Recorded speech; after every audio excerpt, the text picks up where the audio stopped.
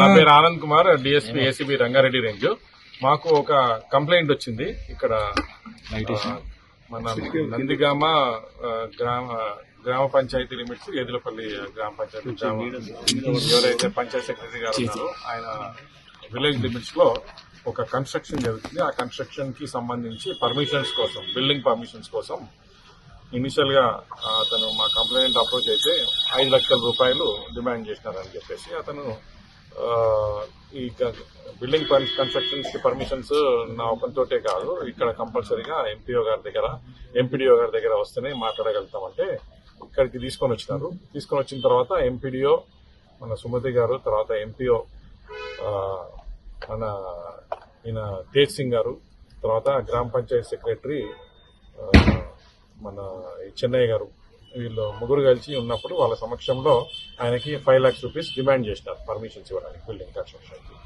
అయితే ఆయన అంత ఇచ్చుకోలేను అదేనంటే లాస్ట్ కి వీళ్ళు 2.5 lakhs రూపీస్ కి బేరమాడి అతన్ని ఒప్పించడం జరిగింది. సో 2.5 lakhs ఆయన ఒప్పుకున్నాడు. ఒప్పుకున్న తర్వాత ఒక 1.5 lakhs రూపీస్ ఆల్రెడీ తీసేసుకున్నారు. తీసుకున్న తర్వాత ఇంకా మిగతా 1 lakh రూపీస్ కోసం ఆయనని ఇంకా బిల్డింగ్ పర్మిషన్స్ ఆయనకి ఇవ్వకుండా సతాయిస్తూ బాగా డిలే చేస్తుంటే ఆయన మా దగ్గరికి అప్రోచ్ అవ్వడం జరిగింది.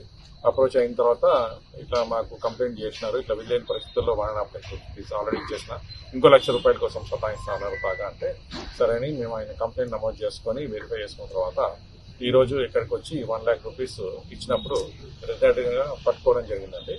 దీంట్లో వాళ్ళిద్దరి సమక్షంలో అంటే ఎంపీడీఓ గారు సుమతి గారు ప్లస్ చెన్నయ్య ఎంపీఓ గారు వాళ్ళిద్దరి సమక్షంలో గ్రామ పంచాయతీ సెక్రటరీ మన ఈయన చెన్నయ్య గారు 1 లక్ష రూపాయలు తీసుకోవడం జరిగింది. తీసుకున్న తర్వాత మేము రిటైర్డ్ గా పట్టుకోవడం జరిగింది.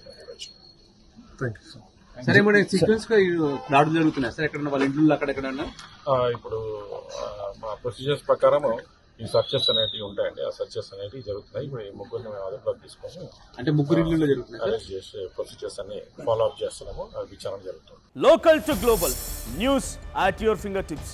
మీ చేతిలో ఒక ఆయుధం. Download raw TV app. Media legend Ravi Prakash is back.